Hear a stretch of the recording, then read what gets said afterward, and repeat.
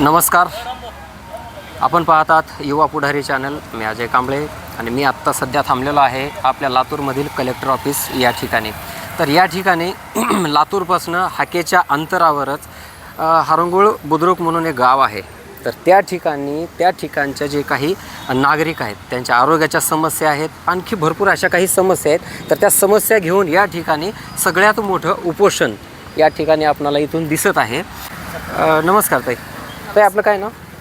नमस्कार, माझं नाव शीतल भीमाशंकर झुंजारे, हरंगुळ बुद्रुक. मी सरपंच आहे आणि आमच्या गावामध्ये एमआयडीसीच्या दूषित पाण्याचा नागरिकांना खूप त्रास होतो.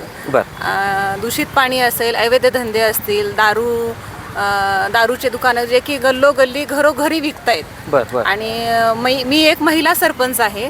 मी म्हणजे माझ्या गावामध्ये मी सुरक्षित नाही तर सर्वसाधारण घरातली महिला कशी सुरक्षित असेल? कारण संध्याकाळच्या वेळेस जेव्हा दिवाबत्ती करण्यासाठी जे महिला जातात ते त्यांना असं वाटतं की बाबा बाहेर नको पडायचं, कारण की बाहेर दारू पिलेले माणसं असतात, काहीतरी बोलतात, काहीतरी टिंगल टवाळकी करणे, हे असा प्रकार घडतोय आमच्या गावामध्ये.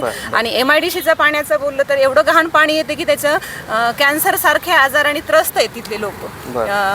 एमआयडीसी काही अंतरावर, आणि बोर पाडलं तर बोरचं पाणी देखील ऑइलच त्या पाण्यामधून येतंय, असं दूषित पाणी येतंय.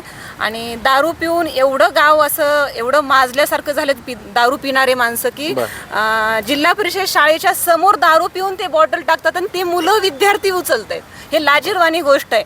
आणि हे पत्रव्यवहार आज 2 वर्ष झालं मी पत्रव्यवहार करते, पण याच्यावर प्रशासन काहीच ॲक्शन घेत नाहीत. कोणीतरी पाठवणार, कोणीतरी 2 लाचलुचपत घेणार आणि शांत बसणार. त्या लोकांना असा एवढा माज आलाय की बाबा ते बोलतात की काय झालं, काय केलं यांनी आणि काय करू शकणार आहेत, हे असं ते बोलतायत. मग प्रशासन काय करतंय हे मला प्रशासनाला विचारायचं. बरोबर आहे मित्रांनो. नेमकं लातूर पॅटर्न नेमका या लोकांना वेगळ्या पद्धतीचा घडवायचा की काय, असा प्रश्न आता सध्या तरी असा या ठिकाणी या ताईचा ऐकल्याच्या नंतर वाटत आहे. आपण सरांना विचारणार. सर, आपल्याला काय वाटतंय?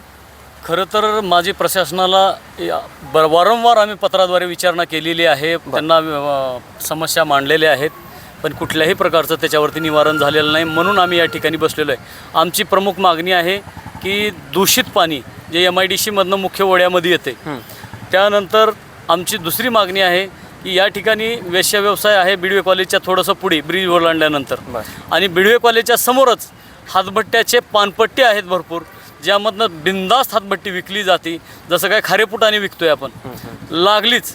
पुन्हा तिसरा विषय आहे की या राज्य उत्पादन शुल्क यंत्रणेनं हरंगुळमध्ये 2 असे परवाने दिलेले आहेत जे की धाब्यावर बसून दिलेले आहेत. माहितीच्या अधिकाराखाली माहिती मागवल्यानंतर आणि आम्ही GR पाहिल्यानंतर दोन्हीमध्ये खूप अशी तफावत आहे. त्यांचे तात्काळ परवाने रद्द करावे आणि त्या भागातील रहिवाशांना, नागरिकांना, लेकरांना, बाळांना, वृद्धांना न्याय मिळावा अशी या ठिकाणी माझी जिल्हाधिकारी साहेबांना, पालकमंत्र्यांना, लातूरचे माननीय आमदार अमित भैयाजी देशमुख साहेबांना विनंती आहे की लवकरात लवकर आम्हाला न्याय मिळवून द्यावा. बरोबर. सर, या प्रश्नाचा आपण किती वर्षापासून पाठपुरावा करतायत? या विषयाचा आम्ही 3 वर्षापासून पाठपुरावा करतो.